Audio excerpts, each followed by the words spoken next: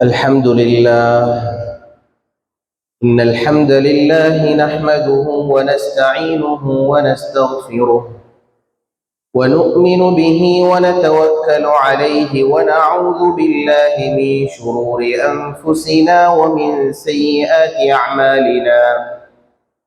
من يهده الله فلا مضل له ومن يضلل فلا هادي له. وأشهد أن لا إله إلا الله وحده لا شريك له. وأشهد أن سيدنا ونبينا ومولانا محمدا صلى الله عليه وسلم.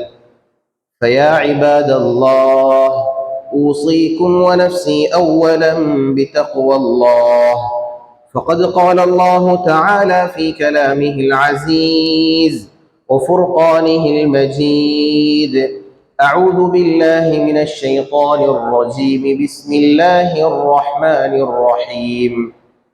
يا أيها الذين آمنوا اتقوا الله ولتنظر نفس ما قدمت لغد واتقوا الله إن الله خبير بما تعملون. صدق الله العظيم. அளவற்ற அருளாளனும் நிகரில்லா அன்புடையவனுமாகிய ஏகவல்லவன் நாயன் அல்லாஹு தஆலாவின் பெயர் நாமம் கூறி இந்த குத்பா பிரசங்கத்தை ஆரம்பம் செய்கின்றேன்.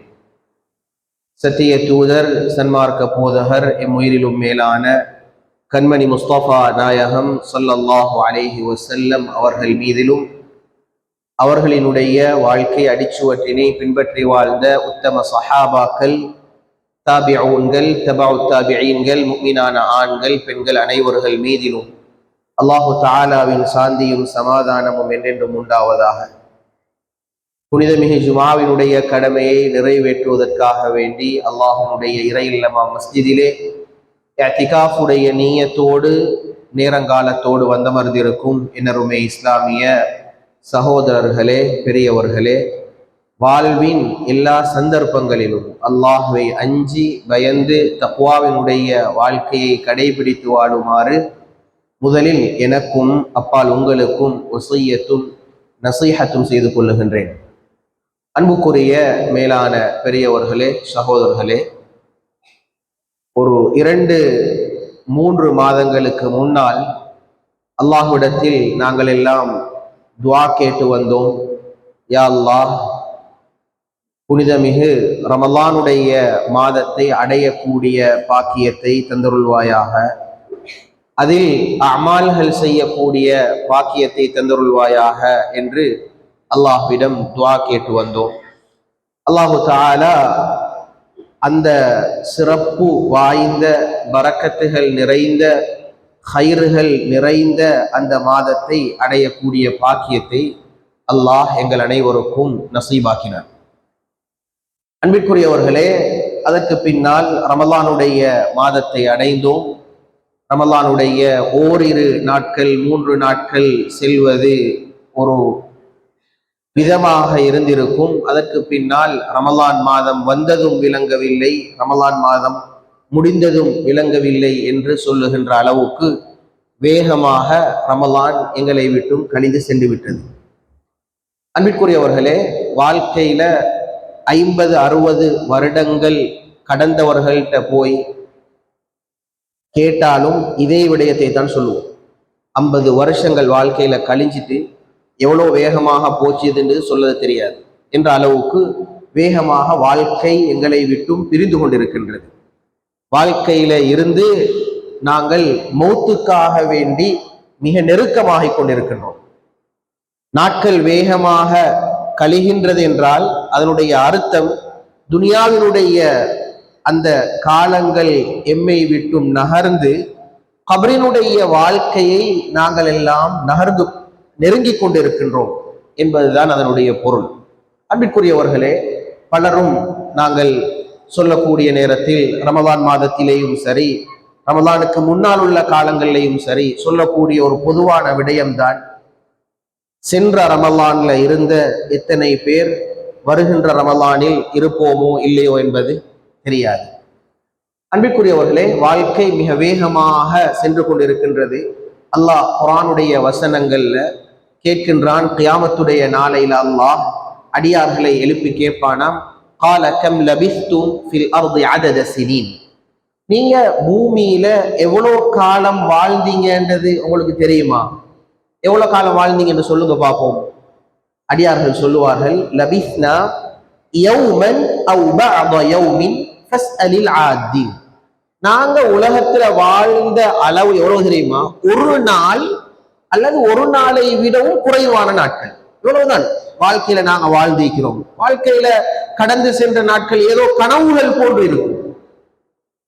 வாழ்க்கையில நடந்த சம்பவங்கள், வாழ்க்கையில நடந்த நிகழ்வுகள், வாழ்க்கையில நாங்க சிறுபராயம், பாடசாலை பருவம், திருமண வாழ்க்கை, குழந்தைகளினுடைய வாழ்க்கை, தற்பொழுது வாழ்க்கையினுடைய பெரும் பகுதியை கடந்து விட்டோம். இதுவெல்லாம் ஒரு கனவை போன்று இருக்கும். அன்பிற்குரியவர்களே, அல்லாஹு தஆலா இந்த வாழ்க்கையில இருந்து எதிர்பார்க்கிற விஷயம் இருக்கிறது. அல்லாஹு தஆலா 63 வருஷ வாழ்க்கைய 60-70 வருடங்களை அல்லாஹ் எனக்கும் உங்களுக்கும் தந்திக்கிறான்னு சொன்னால், இன்னொரு வாழ்க்கை எங்களுக்கு கிடைக்க போறது இல்லை. இன்னொரு வாழ்க்கை எங்களுக்கு கிடைக்க போறது இல்லை. இது ஒரு வாழ்க்கை தான். ஒரு நிமிஷம் கூட எங்களோட வாழ்க்கையில கிடைக்காது. இந்த வாழ்க்கைய நாங்க அர்த்தம் உள்ள வாழ்வாக ஆக்க வேண்டும். இந்த வாழ்க்கைய ஹைறுகள் நிறைஞ்ச வாழ்க்கையாக ஆக்க வேண்டும். அன்பிற்குரியவர்களே, சில காலங்களுக்கு பின்னால இப்ப எங்கட மனசுல கைய வச்சு நாங்க கேட்டு பார்த்தால், நாளைய நாள் அல்லது இன்றைய நாள் நான் மரணித்து விட்டால் என்ற கபருட வாழ்க்கைக்காக வேண்டி நான் எதனை முற்படுத்தி வைத்திருக்கின்றேன், என்ன அமால்கள் எனக்கு தைக்குது? கொஞ்சம் முஹாசபா செய்ய வேண்டும், சுய விசாரணை செய்ய வேண்டும். அல்லாஹு தஆலா குர்ஆன்ல இதைத்தான் சொல்றான், யா அய்யுஹல்லதீன ஆமனு, ஈமான் கொண்டவர்களே, இத்தகுல்லாஹ், அல்லாஹ்வை பயந்து கொள்ளுங்கள், அல்லாஹ்வை அஞ்சி கொள்ளுங்கள். அதுக்கு பின்னால் அல்லாஹ் சொல்றான், வல் தன்துர் நஃப்ஸும் மா கத்தமத் லிகத், நாளைய நாளுக்காக வேண்டி நான் எதனை முற்படுத்தி வைத்திருக்கின்றேன் என்பதை ஒவ்வொருவரும் சிந்தித்துக் கொள்ளட்டும். இன்னல்லாஹ ஹபீரும் பிமா தஅமலூன், நிச்சயமாக அல்லாஹு தஆலா நீங்க செய்யக்கூடிய எல்லா செயற்பாடுகளையும் நன்கறிந்தவனாக இருக்கின்றான். அல்லாஹ்க்கு தெரியும் நீங்க என்ன செஞ்சுக்கிட்டு இருக்கிறீங்க, வாழ்க்கையில எதை சம்பாதிச்சு கொண்டிருக்கிறீங்க, எப்படி எங்கட வாழ்க்கை பெய்து கொண்டிருக்குது. அன்பிற்குரியவர்களே, வாழ்க்கையில அல்லாஹ் சில சந்தர்ப்பங்களை ஏற்படுத்தி தருகின்றான் எங்கள்ல ஒவ்வொருவருக்கும். எங்கட வாழ்க்கையில தனிப்பட்ட முறையிலையும் சரி, கூட்டாகவும் சரி, ஒவ்வொரு சந்தர்ப்பங்களை அல்லாஹ் தந்து கொண்டே இருக்கிறான். உங்களோட வாழ்க்கையை கொஞ்சம் மீள் பரிசீலனை செய்யறதுக்காக வேண்டி. ஒரு தனிப்பட்ட ஒரு மனிதனுடைய வாழ்க்கையில கஷ்ட நஷ்டங்கள் வாரது கூட அவன் அல்லாஹ்வின் பக்கம் திரும்புவதற்காக வேண்டிதான். ஒரு மனிதனுடைய வாழ்க்கையில நோய் நொம்பலங்கள் வாரது கூட அவன் அல்லாஹ்வின் பக்கம் திரும்புவதற்காக வேண்டிதான். அன்பிற்குரியவர்களே, அல்லாஹ் இந்த உலகத்துல ஆகிராவினுடைய மிகப்பெரிய அதாப இந்த மனிதன் சந்திக்கிறதுக்கு முன்னால அல்லாஹு தஆலா சில சின்ன சின்ன கஷ்டங்களை வாழ்க்கையில ஏற்படுத்துறது, இந்த சந்தர்ப்பங்கள்லயாவது அல்லாஹ்வின் பக்கம் மீண்டு தௌபா செஞ்சு நல்ல ஒரு மனுஷனாக ஆகிறதுக்காக வேண்டி. நாங்க வளமையாக வெள்ளிக்கிழமை அன்று ஓதக்கூடிய சூரத்து சஜ்தா, அல்லாஹ் தஆலா சொல்லுகின்றான், وَلَنُذِيقَنَّهُمْ مِنَ الْعَذَابِ الْأَدْنَى دُونَ الْعَذَابِ الْأَكْبَرِ لَعَلَّهُمْ يَرْجِعُونَ. நாங்க சின்ன சின்ன அதாப, சின்ன சின்ன சோதனைகளை மனிதனுடைய வாழ்க்கையில நாங்க ஏற்படுத்துறோம், சுவைக்க செய்கின்றோம். தூனல் அதாபில் அக்பரி, பெரிய அதாப இந்த மனிதன் சந்திக்கிறதுக்கு முன்னால நோக்கம் ஏன் தெரியுமா?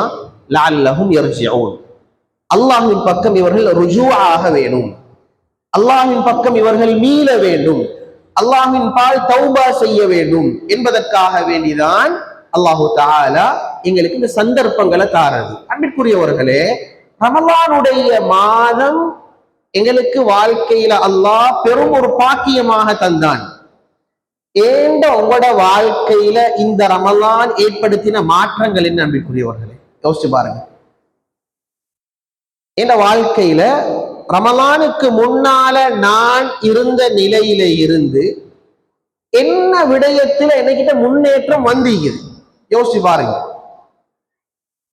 உதாரணமாக ஃபர்லான தொழுகைகளை நான் முறையாக தொழாத ஒரு மனிதனாக இருந்தேன். அல்லாஹு தஆலா ரமலானுடைய காலத்தை தந்தான். இப்ப 5 நேரமும் ஜமாஅத்தோட தொழக்கூடிய ஒரு மனிதனாக நான் ஆகிக்கிறேன். என் வாழ்க்கையில சில பாவங்களை நான் செய்து வந்தேன், செய்து கொண்டிருக்கின்றேன். அன்பிற்குரியவர்களே, ரமலானுடைய மாதம் வந்துச்சு. ரமலானுடைய மாதத்துல அந்த பாவங்கள் இருந்தெல்லாம் நான் தௌபா செய்து மீண்டு விட்டேன். அமல்கள் செய்யறது மட்டுமில்ல வாழ்க்கையில நன்மையை சம்பாதிச்சு தரக்கூடிய விஷயம். வாழ்க்கையில செய்து கொண்டிருக்கக்கூடிய பாவங்கள்ல இருந்து வாழ்க்கையில எங்களை தூய்மையாக்குறது மிகப்பெரிய ஒரு பகுதி. 2 விஷயங்கள் இருக்குது. வாழ்க்கையில நன்மையான காரியங்கள் செய்யறதுன்றது ஒரு பகுதி, பாவமான காரியங்கள்ல இருந்து தவிர்ந்து வாழ்றது என்று சொல்றது இன்னொரு பகுதி. இதுல மார்க்கம் எதுக்கு கூடுதலான முக்கியத்துவம் கொடுத்திருக்குதுன்னு கேட்டால், மார்க்கம் தடை செஞ்சிருக்கிற விஷயத்தை வாழ்க்கையில செய்யாம இருக்கிறதுக்கு தான் அதிகமாக மார்க்கம் சொல்லியிருக்குது. வாழ்க்கையில ஹராத்தை விட்டும் எங்கட வாழ்க்கையை பாதுகாத்துக் கொள்ள வேண்டும். அன்பிற்குரியவர்களே, இன்றைக்கு எங்கட நிலைமை எப்படி இருக்குதுன்னு கேட்டால், முஸ்லிம்களாகிய நாங்க ஒரு முஸ்லிமாக மனிதனாக நாங்க பார்க்கிறது மஸ்ஜிதுக்குள்ளால மட்டும்தான். நாங்க இஸ்லாத்தை சுருக்கிட்டோம். அன்பிற்குரியவர்களே, இஸ்லாம் என்றதை நாங்க மிக குறுகியதாக ஆக்கிட்டோம். மஸ்ஜிதுக்குள்ளால தீன், தொழக்கூடியவர், இதை செஞ்சிட்டா வெளி வாழ்க்கையில என்ன விதமான ஹராத்தை செஞ்சாலும் அது பிரச்சனை இல்லை. இல்ல அன்பிற்குரியவர்களே, இஸ்லாம் என்று சொல்றது 5 மிக பிரதானமான பகுதிகளை உள்ளடக்கியது. இந்த 5 பகுதிகளிலையும் இஸ்லாம் அப்ளை பண்ணப்பட வேண்டும். முதலாவது எங்களுடைய ஈமான் சார்ந்த விஷயங்கள். அல்லாஹ் கொண்டு ஈமான் கொள்றது, மலாயிக்காமார்களை கொண்டு ஈமான் கொள்றது, அல்லாஹு தஆலா இறக்கி வச்ச அந்த கிதாபுகள் வேதங்களை கொண்டு ஈமான் கொள்றது, ரசூல்மார்களை கொண்டு ஈமான் கொள்றது, இது போன்ற விஷயங்கள் ஈமானோட சார்ந்த விஷயங்கள், நம்பிக்கை சார்ந்த விஷயங்கள். இது ஒரு பகுதி. 2வது ஒரு பகுதி இபாதத். வாழ்க்கையில நாங்க செய்யற அமல் இபாதத்துகள், தொழுக, நோன்பு, ஹஜ், சதகாத், இப்படியான நல்ல காரியங்கள், இது ஒரு பகுதி. இதோட எங்கட தீன் முடிய இல்லை. இதோட எங்கட தீனுடைய அம்சங்கள் முடிய இல்லை அன்பிற்குரியவர்களே. இன்னும் முக்கியமான 3 பகுதிகள் இருக்குது. முஆமலாத், கொடுக்கல் வாங்கல். எந்த அளவுக்கு நான் தூய்மையாக இருக்கிறேன் சிந்திச்சு பார்க்கணும். என் வாழ்க்கையில கொடுக்கல் வாங்கல் விஷயத்துல எந்த அளவுக்கு நான் தூய்மையாக இருக்கின்றேன். என்னுடைய சம்பாத்தியத்துக்கும் ஹராத்துக்கும் சம்பந்தம் இல்லை. என் வாழ்க்கையில வட்டியோட தொடர்பு இல்லை. என் சம்பாத்தியம் 100% ஹலாலாக தான் இருக்குது. நான் ஹராமாக சம்பாதிக்கிறது இல்லை. அன்பிற்குரியவர்களே, மனசுல கையை வச்சு நாங்க கேட்க வேணும், என்னுடைய குழந்தைகளுக்கு கொண்டு போய் சேர்க்கக்கூடிய அந்த பணங்கள் ஹலாலானவையா? அன்பிற்குரியவர்களே, எப்படி எங்களுக்கு மவுத் வரணும் என்று கேட்டால், சமீபத்தில் ஒரு சம்பவத்தை நான் செவி கொடுத்து கேட்டேன். ஒரு மனிதர் மரணிக்கின்றார். பொதுவாக ஒரு மனிதர் மரணிச்சதுக்கு பின்னால ஜனாசாவை முன்னுக்கு வச்சு ஒரு விஷயம் சொல்லுவாங்க. இவர் யாருக்காவது உலகத்துல வாழ்ற காலத்துல தவறுகள் செஞ்சிருந்தா மன்னிச்சுக்கோங்க, யாருக்காவது கொடுக்கல் வாங்கல் இருந்தால் அத சம்பந்தப்பட்டவங்கள்ட்ட போய் கேட்டு பணங்களை எடுத்துக்கோங்க. அன்பிற்குரியவர்களே, வாழ்க்கையில நாங்க நியத்து வைக்க வேண்டும், முயற்சி செய்ய வேண்டும். அல்லாஹ் அதுக்குரிய உதவியை செய்வான் இன்ஷா அல்லாஹ். எப்படி மௌத்தாகணும் என்று கேட்டால், ஒரு ஊர்ல ஜனாசாவை கொண்டு வச்சு சொல்லப்பட்ட ஒரு மகன் சொன்ன ஒரு விஷயம். மகன் முன்னால சொன்னாரு, எங்கட வாப்பாக்கு கடன் சொல்றது ஒரு ரூபா கூட இல்லை. அவர் மௌத்தாகிக்கிறாரு, வாழ்க்கையில ஒரு சதம் கூட கடன் இல்லை. வாப்பாக்கு வர வேண்டிய கடன்கள் ஒரு லிஸ்ட் எங்கள்கிட்ட இருக்குது. அதை நாங்க அப்படியே ஹலால் சொல்றோம். வாழ்க்கையில பெரிய வியாபாரம் செய்தவர்கள், வாழ்க்கையில பெரிய அளவு பிசினஸ்ல ஈடுபட்டவங்க, ஆனா அந்த அளவுக்கு வாழ்க்கையில தூய்மையாக வாழ்ந்திருக்கின்றார்கள். இந்த நாட்டுல மரணித்த ஒரு மூத்த ஆலிம், அவர் மரணிக்கிறதுக்கு 3 நாட்களுக்கு முன்னால பிள்ளைகளை கூப்பிட்டு ஒரு வசியத் செஞ்சார். அன்பிற்குரியவர்களே, எங்கட மரணங்கள் இப்படித்தான் வரணும், நாங்க மௌத்தாகணும், இப்படித்தான் மௌத்தாகணும், தூய்மையாக மௌத்தாக வேணும். பெரிய விஷயம் இல்லை அன்பிற்குரியவர்களே, இதுக்கெல்லாம் எங்கட மனசுல உறுதி வர வேணும். 3 நாட்களுக்கு முன்னால பிள்ளைகளை கூப்பிட்டு சொன்னாரு, என் தலையணைக்கு கீழால ஒரு விஷயத்தை நான் வசியத்தாக எழுதி வச்சிருக்கிறேன், அதுல எப்படி எழுதப்பட்டிருக்கிறதோ அதே மாதிரி செஞ்சிருங்கன்னு சொன்னாங்க. பிள்ளைகளுக்கு தெரியாது எப்ப வாப்பா வஃபாத்தாக போறாங்கன்னு. மௌத்துக்கு முன்னால் அதை எடுத்து பார்க்கவும் மேலாது. வஃபாத்தாகிறதுக்கு பின்னால தலையணைய தூக்கி பார்த்தால் அதுல ஒரு கவருக்குள்ளால ஒரு தொகை பணம் இருந்துச்சு. எழுதி வச்சிருந்தாங்க, என்னுடைய கடைசி கடமைகளை இந்த பணத்தின் மூலமாக செஞ்சிருங்க.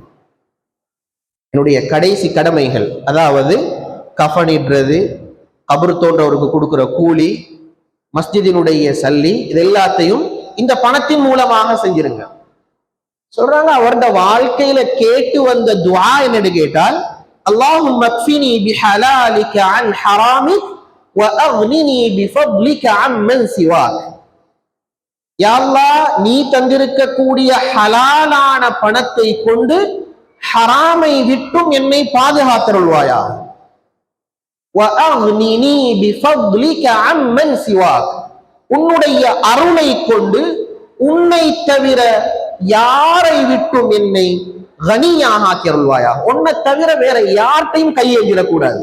வாழ்க்கையில கேட்டு வந்த துஆ, அவரது கஃன் கூட வேறு யாரோட சல்லியால கஃனிடப்படாம அவருடைய பணத்தாலேயே கஃனிடப்பட்டுச்சு. செய்யலுமா இயலாதா எங்களுக்கு அன்பிற்குரியவர்கள்? வாழ்க்கையில சில முடிவுகள் நாங்க செய்ய வேணும். ஏண்ட வாழ்க்கையினுடைய மரணம் இப்படித்தான் வரணும். ஏண்ட வாழ்க்கையை நான் தூய்மையாக்க வேணும். இதுக்குதான் அல்லாஹ் தஆலா ரமலானை தந்தது. நான் தொழுதேன், நோன்பு நோற்றேன், கியாமுல் லைல் தொழுதேன், அல்ஹம்துலில்லாஹ், சந்தோஷம். அல்லாஹ் கிட்ட இந்த அமால்களை கபூல் செய்யறதுக்காக வேண்டி அல்லாஹ் கிட்ட துஆ கேட்போம். ஆனால் வாழ்க்கையில ஏண்ட தொழில் சார்ந்த விஷயங்கள்ல எந்த அளவுக்கு எனக்கிட்ட பக்குவம் வந்திருக்குது. ஏண்ட நான் வேலை செய்யற நேரம் 8 மணித்தியாலங்கள், ஆனா நான் வேலை செய்யறது 6 மணித்தியாலம். அன்பிற்குரியவர்களே, சம்பாத்தியம் ஹராமாக ஆகிரும். என்ற வாழ்க்கையில நான் இத்தனை மணி நேரங்கள் நான் இவ்வளவு பணம் கொடுக்க வேண்டியிருக்குது. கடன் வாங்குறது, கடன் வாங்கிட்டு 1 மாதத்துல தாரந்து சொல்லி 1 மாதத்துக்கு பின்னால கால் பண்ணி பேசினால் எந்த விதமான விடைகளும் இல்லை. அன்பிற்குரியவர்களே, சில கடன்கள் இருக்குது, கடனை இஸ்லாம் ஆதரிச்சிக்குது. யாருக்காவது கடன் தேவைப்பட்டா கேட்கலாம், வாங்கலாம், அதனுடைய தனியான ஒழுக்கங்கள் இருக்குது. அன்பிற்குரியவர்களே, 2 பேருக்கும் மார்க்கம் வழிகாட்டுதல் செஞ்சுக்குது. கடன் கொடுக்கிறவருக்கும் வழிகாட்டுதல் இருக்குது, கடன் எடுக்கிறவருக்கும் வழிகாட்டுதல் இருக்குது, தனியான வழிகாட்டுதல்கள். அல்லாஹ் தஆலா குர்ஆன்ல மிகப்பெரிய வசனமாக இபாதத்துகளுடைய வசனத்தை இறக்க இல்லை. அல்லாஹ் தஆலா கடன் சார்ந்த விஷயத்தை ஒரு பக்கத்துல முழுக்க அதனுடைய ஒழுக்கங்கள் அல்லாஹ் தஆலா சொல்லி தருகிறான். கடனை வாங்கினா ஒரு மாசத்துக்கு பின்னால ஆள் இல்லை. அன்பிற்குரியவர்களே, இப்படி இருக்க கூடாது. ஒரு முஸ்லிம் இப்படி இருக்க கூடாது. அந்நியர்களோட கொடுக்கல் வாங்கல் செய்யலாம், இந்த முஸ்லிம்களோட கொடுக்கல் வாங்கல் செய்ய இயலாது என்று சொல்லக்கூடிய எத்தனையோ வியாபாரிகள் இருக்கிறாங்க. அந்நியர்களோட செய்யலாம், அவங்க சொன்ன டேட்டுக்கு செய்வாங்க, சொன்ன மாதிரி செய்வாங்க, அதுல பொய் ஈக்காது, அதுல ஏமாற்றம் ஈக்காது. ஆனா எங்கட முஸ்லீம்கள் யாருக்கிட்ட இந்த நம்பிக்கை, இந்த நாணயம் இருக்க வேணுமோ? இந்த நாட்டுல இஸ்லாம் உருவாகினது எதால் அன்பிற்குரியவர்களே? வியாபாரத்தால். அரபிகள் வந்தாங்க வியாபாரத்திற்காக வேண்டி. அந்த அரபிகள்கிட்ட இருந்த நம்பிக்கை, நாணயம், அவர்கள்ட்ட இருந்த அந்த அந்த சரியான பண்பு, இதாலதான் இந்த நாட்டுக்கு இஸ்லாம் வந்தது வரலாறு சொல்லுது அன்பிற்குரியவர்களே. நேர முகாமைத்துவம் இல்ல, பங்க்சுவலிட்டி இல்ல, ஒரு முஸ்லீம் கிட்ட ஈக்க வேண்டிய பண்புகள் எதுவுமே இல்லாத ஒரு சமூகமாக நாங்க மாறிட்டோம் அன்பிற்குரிய மேலான பெரியவர்களே, சகோதரர்களே. அதனால மார்க்கம் என்றதை பாருங்க, மார்க்கம் என்று சொல்றது எவ்வளவு நேரத்துக்கு முக்கியத்துவம் கொடுத்திருக்குது. 6:23 அதான் என்று சொன்னால் 6:22 எங்களுக்கு நோக்கு திறக்க இயலாது.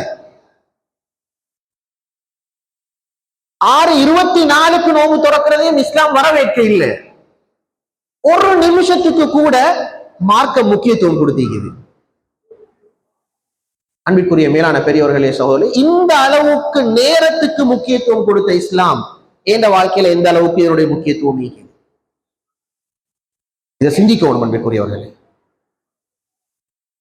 கடன்களுடைய விஷயத்துல பேணுதலாக இருக்க வேண்டும். ஒவ்வொருத்தரும் கடன் கொடுக்கக்கூடிய நேரத்துல மிக கடினமான நிபந்தனைகளோட கொடுக்கணும்.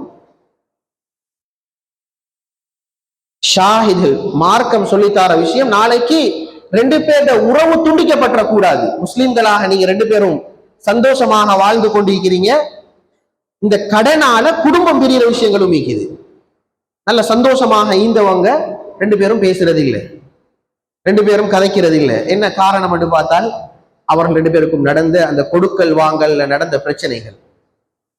எழுதணும் அன்பிற்குரியவர்களே, நான் எவ்வளவு கடன் எடுத்திருக்கிறேன், நான் எந்த டேட்ல கொடுக்கணும், கொடுக்கிறதுக்கான ஏற்பாடு என்ன இருக்குது, இதை எழுதி வைக்கணும்.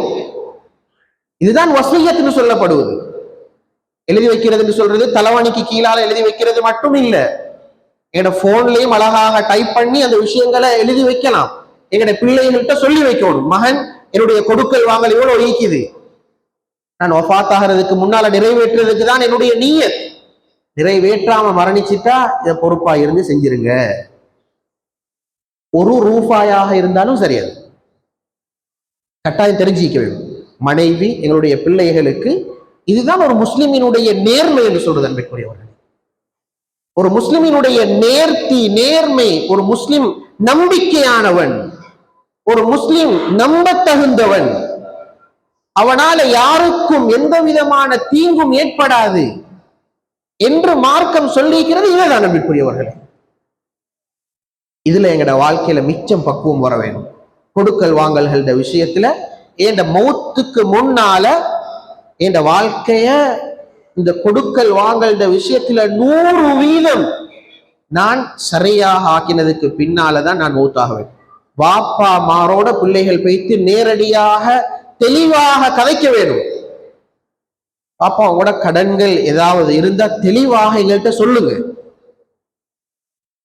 தெளிவாக சொல்லுங்க. உங்களுக்கு நிறைவேற்ற இயலாம போனால் இன்ஷா அல்லாஹ் நாங்கள் நிறைவேற்றுவோம். ஏன்னு சொன்னால் இன்றைக்கு நல்ல நினைவோட நல்ல நினைவாற்றலோட இருந்த மனிதன் நாளைக்கு எந்த விதமான நினைவாற்றலும் இல்லை, அவருக்கு மெமரி லாஸ். அவரு ஒரு நோய்க்காக வேண்டி போனாரு, நேத்து என்ன நடந்துச்சுன்னு தெரியாது அவருக்கு. அன்பிற்குரியவர்களே, அவர் கொடுக்க வேண்டிய அந்த கொடுப்பனவுகள் அவருக்கு எப்படி ஞாபகம் வைக்க போகுது? கடனாளியாக வஃபாத் ஆகிறதா? இல்ல. நபி ஸல்லல்லாஹு அலைஹி வஸல்லம் அவங்க கடன் என்று சொல்லிட்டால் யாராவது பொறுப்பெடுக்கும் வரைக்கும் தொழுவிக்கவே மாட்டாங்க. உங்களோட சகோதரருக்கு நீங்களே தொழுவிச்சுக்கோங்க சொல்லி நபி அவங்க பின்னுக்கு ஆகிடுவாங்க. அந்த அளவுக்கு பயங்கரமான விஷயம் கொடுக்கல் வாங்கல் விஷயம். அப்ப மூணாவது பகுதி, அப்ப ஈமான் சார்ந்த விஷயங்கள், இபாதத் சார்ந்த விஷயங்கள். மூன்றாவது கொடுக்கல் வாங்கலோட தொடர்பான விஷயம். ஒரு மனிதனுக்கு பணத்துல செய்யக்கூடிய அநியாயங்கள், ஒரு மனிதனுடைய அனந்தர சொத்துல நடக்கக்கூடிய அநியாயங்கள், ஒரு மனிதனுடைய வராசத், இதை பத்தி யாருமே பேசுறதில் அன்பிற்குரியவர்களே. பாப்பாட சொத்துக்கள் இவ்வளவு இருந்துதான் இன்னைக்கு புள்ளகளாகிய கடைசி பிள்ளைக்கு ஒண்ணுமே இல்லை என்று சொன்னால் சரியாக பிரிக்கப்பட இல்லை, சரியாக கொடுக்கப்பட இல்லை. மார்க்கம் இந்த அனந்தர சொத்துட விஷயத்துல கொடுத்திருக்கிற முக்கியத்துவம் குர்ஆன்ல அன்பிற்குரியவர்களை துல்லியமாக பேசிக்குது. மார்க்கம் எவ்வளவு துல்லியமாக பேசிக்குது தெரியுமா? இவருக்கு அறவாசி, இவருக்கு காவாசி, இவருக்கு 6ல் 1, இவருக்கு 8ல் 1. வவுத்துல உள்ள புள்ளைக்கும் அனந்தர சொத்தை பத்தி மார்க்கம் பேசிக்குது அன்பிற்குரியவர்களே. வவுத்துல ஒரு புள்ள ஐக்கிது, வவுத்துல ஒரு புள்ள ஐக்கிது, இன்னும் பிறக்க இல்லை. இந்த புள்ளைக்கும் பாப்பா வஃபாத் ஆகினால் அவருடைய சொத்துல பங்கு ஈக்குது என்றதை மார்க்கம் சொல்லிக்குது. எவ்வளவு தெளிவாக உலமாக்கள் பேசுகிறாங்கன்னு தெரியுமா? ஆனால் வவுத்துல உள்ள புள்ள ஆம்பளை புள்ளையா பொம்பளை புள்ளையா தெரியாது, ஒத்த புள்ளையா ரெட்ட புள்ளையானது தெரியாது, உசுரோட பிறக்குமா உயிரோடு இல்லாம பிறக்குமானது தெரியாது. ஆனால் அந்த புள்ளைக்கு மார்க்கம், இந்த புள்ளைக்கு அனந்தர சொத்து போய் சேர வேணும் என்றதை மார்க்கம் சொல்லி. இந்த அளவுக்கு கொடுக்கல் வாங்கல் விஷயத்துல மிக பேணுதலாக ஈக்கோணும் என்றதை மார்க்கம் எங்களுக்கு சொல்லி தந்திக்கிறேன். ஒரு மனுஷனுக்கு அநியாயம் செஞ்சுட்டு, ஒரு மனிதனுக்கு சொத்துல அபகரிச்சுட்டு, நாங்க முன்சஃப்ல இருந்து 1000 ரக்காத்துகள் தொழுதாலும் அந்த பாவத்துக்கு உரிய முறையில தௌபா செய்யாட்டி எங்கட பாவத்தை அல்லாஹ் மன்னிக்க மாட்டான். அல்லாஹ் மன்னிக்க மாட்டான். அல்லாஹுக்கும் எனக்கும் இடையில உள்ள நடந்த பாவங்கள் அல்லாஹ் மன்னிச்சிருவான். அல்லாஹ் மன்னிச்சிருவான். நான் தொலை இல்லை, ஏதோ தெரியாதனத்தால பாவத்தை செஞ்சிட்டேன், என் வாழ்க்கையில இன்னின்ன தவறுகள் நடந்துட்டு, என் தனிப்பட்ட வாழ்க்கையில இப்படியான ஒரு பாவத்தை நான் செஞ்சிட்டேன். அன்பிற்குரியவர்களே, அல்லாஹ்க்கு முன்னிலையில போயிட்டு இருந்து சுஜூத் செஞ்சு, யா அல்லாஹ் தெரியாதனத்தால செஞ்சிட்டேன் மன்னிச்சுக்கோ யா அல்லாஹ் என்று கேட்டுட்டால், இன்னல்லாஹ யக்ஃபிரு ذுனூப ஜமீஆ, அல்லாஹ் தஆலா அந்த பாவங்களை மன்னிச்சிருவான். இன்னஹு ஹுவல் கஃபூருர் ரஹீம். ஆனால் அடியார்களோட சம்பந்தப்பட்ட பாவங்களாக இருந்தால், அடியார்களோட மான மரியாதையோட சம்பந்தப்பட்ட பாவமாக மீக்கலாம், அல்லது சொத்து செல்வங்களோட தொடர்பான பாவங்களாக மீக்கலாம். இந்த பாவங்களை அந்த அடியான் மன்னிக்கும் வரைக்கும் அல்லாஹ் மன்னிக்கிறது இல்லை, அல்லாஹ் மன்னிக்க மாட்டான். அப்ப அல்லாஹ்வுக்கு செய்ய வேண்டிய கடமைகள்ல நாங்க கொடுக்கிற முக்கியத்துவத்தை விடவும் பன்மடங்கு அடியார்கள விஷயத்துல மிக கவனமாக இருக்க வேண்டும். அடியார்களுக்கு நீங்க உபகாரம் செய்யாட்டியும் பரவாயில்லை, சதகாக்கள் கொடுக்காட்டியும் பரவாயில்லை, யாருக்கும் அநியாயம் செஞ்சிடக்கூடாது. இது எங்களோட வாழ்க்கையை தூய்மையாகும். இதுதான் எங்களோட வாழ்க்கையை உண்மையாக தூய்மையாக்குறதுன்னு சொல்றோம். அன்பிற்குரிய மேலான பெரியவர்களே, சகோதரர்களே, அதனால எங்களோட வாழ்க்கையில கொடுக்கல் வாங்கல் விஷயத்துல மிக தூய்மையாக எங்களோட வாழ்க்கையை ஆக்குறதுக்கு முயற்சி செய்ய வேண்டும். 4வது பகுதி தான் குடும்ப வாழ்க்கைன்னு சொல்றது. விவரமாக பேசுறதுக்கு நேரம் போதாது. குடும்ப வாழ்க்கையில எந்த அளவுக்கு நான் ஒரு குழந்தையாக என்னுடைய பெற்றோர்களுடைய கடமையை செய்கிறேன், வாப்பாவாக இருந்து குழந்தைகளுக்கு செய்ய வேண்டிய கடமைகளை நான் எந்த அளவுக்கு ஒரு தந்தையாக பொறுப்புணர்வோடு நான் செய்கின்றேன். என் பிள்ளைக்கு சாப்பாடு, உணவு, உடுப்பு, வேற விஷயங்களை செஞ்சு கொடுத்துட்டா என் கடமை முடிஞ்சுதுன்னு நினைக்க கூடாது அன்பிற்குரியவர்களே. இல்லை, ஒரு வாப்பா பிள்ளைக்கு கொடுக்கிற மிகப்பெரிய சொத்து எது தெரியுமா? அந்த பிள்ளைக்கு கொடுக்கிற அதப், ஒழுக்கம் என்று சொல்ற மிகப்பெரிய சொத்து. ஏண்ட பிள்ளைக்கு நான் ஒழுக்கத்தை படிச்சு கொடுத்திக்கிறேனா? ஏண்ட பிள்ளைக்கு நான் மார்க்கத்தை சொல்லி கொடுத்திருக்கிறேனா? நாளைக்கு நான் மௌத்தாகினதுக்கு பின்னால எல்லாருக்கும் ஆசை, ஏண்ட ஜனாசாவை, வாப்பாவோட ஜனாசாவை மகன் தொழுவிக்கணும். இது நல்ல விஷயம். ஆனால் மகனுக்கு அதனுடைய ஷர்த்து ஃபர்முகள் சரியாக தெரிஞ்சுக்கணும். அவருக்கு அல்லாஹு அக்பர்ன்றே சரியா சொல்ல தெரியாது, எது ஃபர்மு எது சுன்னத்துன்றே தெரியாது. அவர் போய்த்து முன்னுக்கு நின்று இமாம் ஜமாத் செஞ்சு பாப்பாக்கு தொழுவிச்சா பின்னுக்க தொழுத அனைவருடைய தொழுகையுமே பாத்தியாகிற நிலைமை வந்துடும். அப்படி இருக்கக்கூடாது. பிள்ளைகளுக்கு சொல்லிக் கொடுக்கணும். வாழ்ற காலத்துல பிள்ளைகளுக்கு சொல்லிக் கொடுக்கணும். ஒரு கணவனாக இருந்து மனைவிக்கு செய்ய வேண்டிய கடமைகளை நான் சரியா செய்யறேனா? இதெல்லாம் கேள்விகள் அன்புக்குரியவர்களே, யோசிச்சு பாருங்க. ஒரு கணவன் என் மனைவிய சொர்க்கத்துக்கு கொண்டு போற பொறுப்பு என்னுடைய பொறுப்பு. தீன சொல்லி கொடுத்திக்கிறேனா? ஒரு தந்தையாக, ஒரு சகோதரனாக, ஒரு வாப்பாவாக, ஒரு மகனாக இருந்து செய்ய வேண்டிய கடமைகளை நான் சரியா செஞ்சிருக்கிறேனா? இதைதான் அல்லாஹ் தஆலா வல்தன்சுர் நஃப்சும் மா கத்தமத் லிகத், நாளைய நாளுக்காக வேண்டி நான் எதனை சம்பாதித்து வைத்திருக்கின்றேன் என்பதை ஒவ்வொருவரும் சிந்தித்துக் கொள்ளட்டும். அஞ்சாவது விஷயம் அஹ்லாக், பண்பாடுகள், ஒழுக்க விழுமியங்கள், பண்பாடுகள். ஒரு மனுஷனோட மனிதன் பழவக்கூடிய நேரத்துல எந்த பண்பாடுகளோட நடக்கணும்? இரக்க சுபாவம், அன்பு, பாசம். மார்க்கம் எவ்வளவு அழகா சொல்லி தந்திருக்குது. சிறியவர்களுக்கு இரக்கம் காட்டுறது, பெரியவங்களை மரியாதையாக நடத்துறது, மிருகங்களுக்கு இரக்கம் காட்டுறது, கருணை காட்டுறது, ஏழைகளோட அன்பாக நடந்து கொள்றது. அன்பிற்குரியவர்கள், இதெல்லாம் எங்களுக்கு மார்க்கம் சொல்லி தந்த ஏராளமான நல்ல பண்புகள். பெருமையோட நடக்காம பணிவோட வாழ்க்கையில நடக்கிறது. எத்தனை ஒழுக்கங்கள்! இந்த ஒழுக்கங்கள் எங்கட வாழ்க்கையில ஒவ்வொன்றாக கடைபிடிக்க வேண்டும். ஒரு மனிதனுடைய லுக்மான் அலைஹிஸ்ஸலாம், லுக்மான் என்று சொல்லக்கூடிய அந்த சாலிஹான மனிதர் மகனுக்கு செய்த உபதேசங்கள் ஏராளமானவை. அதில் அந்த மகனுக்கு சொல்லிக் கொடுத்த புத்திமதிகள்ல அஹ்லாக்கோடு சார்ந்த, பண்பாடுகளோட சார்ந்த விஷயங்கள் நிறைய சொல்லிக் கொடுத்தாங்க. தொழுங்க, ஓதுங்க, நல்ல விஷயங்களை ஏவுங்க, இதெல்லாம் ஒரு பக்கம். வலா துஸாயிர் ஹத்தக லின்னாஸ், மக்களை விட்டு உங்களோட முகத்தை பெருமையாக திருப்பி கொள்ளாதீங்க. நடக்கக்கூடிய நேரத்துல பெருமையாக நடக்காதீங்க. நடக்கக்கூடிய நேரத்துல நடுநிலைமையாக நடங்க. உங்களோட சத்தத்தை நடுத்தரமான சத்தத்துல பேசுங்க என்ற ஒழுக்கங்களை லுக்மான் என்ற அந்த நல்ல மனிதர் மகனுக்கு சொல்லி கொடுத்ததை குர்ஆன் பேசி. பாப்பா உம்மாக்கு உபகாரம் செய்யணும், பாப்பா உம்மா எவ்வளவு கஷ்டப்பட்டிருக்கிறாங்க என்ற விஷயங்களை பெற்றோர்கள் சொல்றதுக்கு கூச்சப்படக்கூடாது. ஏண்ட வாப்பாக்கு உபகாரம் செய்யறத வாப்பா எப்படி சொல்றது? இல்ல, நாங்க தான் சொல்லிக் கொடுக்கணும். பாப்பாக்கு உபகாரம் செய்யணும் அல்லாஹ் சொல்லியிருக்கிறான். அல்லாஹ் எத்தனையோ குர்ஆனுடைய வசனங்கள்ல பெற்றோர்களுடைய கடமைகளை செய்யும்படியாக சொல்லியிருக்கிறான். இத பிள்ளைகளோட இருந்து அழகான முறையில சொல்லி கொடுக்கிறது பெற்றோர்களுடைய கடமை. அன்பிற்குரியவர்களே, எனவே எங்களோட வாழ்க்கையை இந்த 5 பகுதிகளிலையும் தூய்மையாக்க வேண்டும்.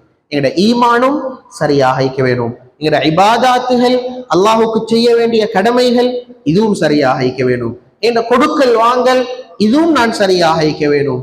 என்னுடைய குடும்ப வாழ்க்கை, என்ற பண்பாடுகள், இவை அனைத்திலேயும் நான் இஸ்லாத்தை பின்பற்றக்கூடிய ஒரு மனிதனாக ஆகினாதான் ஒரு பூரணமான ஒரு முஸ்லிமாக ஆகலும் என்றதை நினைவில் வைத்து எங்களோட வாழ்க்கையை நாங்க திருத்திக் கொள்வதற்கும் அழகான ஒரு முஸ்லிமாக வாழ்ந்து மரணிப்பதற்கும் அல்லாஹ் துணை புரிந்தருள்வானாக.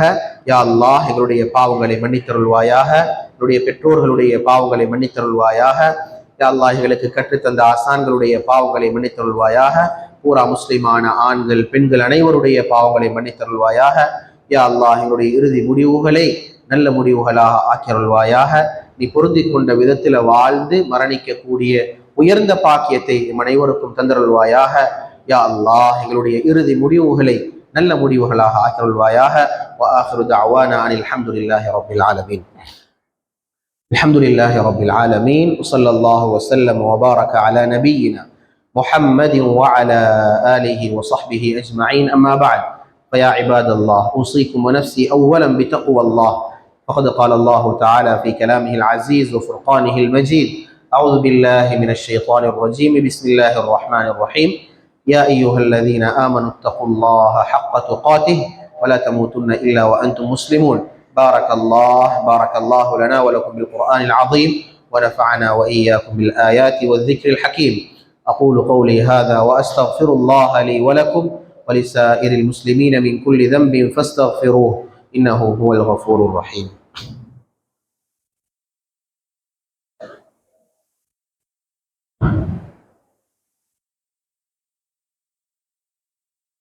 الحمد لله، إن الحمد لله نحمده ونستعينه ونستغفره ونؤمن به ونتوكل عليه، ونعوذ بالله من شرور أنفسنا ومن سيئات أعمالنا. من يهده الله فلا مضل له ومن يضلل فلا هادي له، وأشهد أن لا إله إلا الله وحده لا شريك له، وأشهد أن سيدنا ونبينا ومولانا محمد صلى الله عليه وسلم. فيا عباد الله، أوصيكم ونفسي أولا بتقوى الله. فقد قال الله تعالى في كلامه العزيز وفرقانه المجيد: أعوذ بالله من الشيطان الرجيم، بسم الله الرحمن الرحيم. يا أيها الذين آمنوا اتقوا الله حق تقاته ولا تموتن إلا وأنتم مسلمون.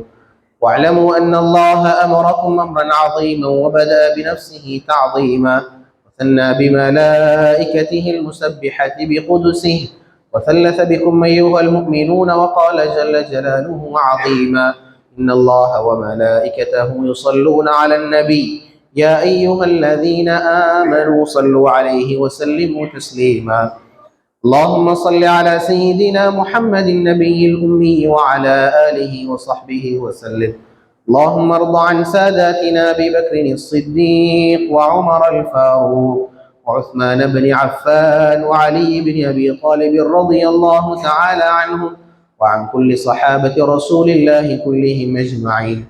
اللهم اغفر للمؤمنين والمؤمنات والمسلمين والمسلمات. اللهم أعز الإسلام والمسلمين، وأذل الشرك والمشركين، ودمر أعداء الدين، فانصرنا على القوم الكافرين. اللهم اجعل هذا البلد آمنا مطمئنا وسائر بلاد المسلمين. ربنا اغفر لنا ولإخواننا الذين سبقونا بالإيمان، ولا تجعل في قلوبنا غلا للذين آمنوا ربنا إنك رؤوف رحيم. إن الله يأمركم بالعدل والإحسان وإيتاء ذي القربى، وينهى عن الفحشاء والمنكر والبغي، يعظكم لعلكم تذكرون. اذكروا الله العظيم الجليل الجبار يذكركم، واشكروه على نعمه يزدكم، ولذكر الله أكبر، والله يعلم ما تصنعون.